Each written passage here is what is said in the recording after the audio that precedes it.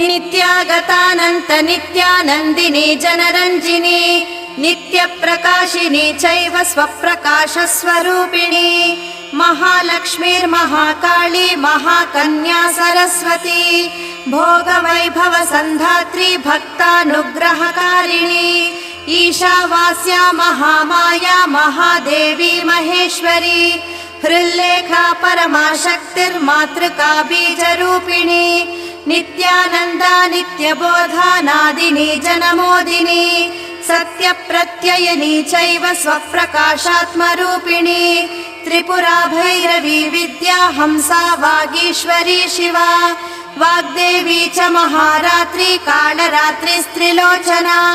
भद्रकाली कराळी च महाकाली तिलोत्तमा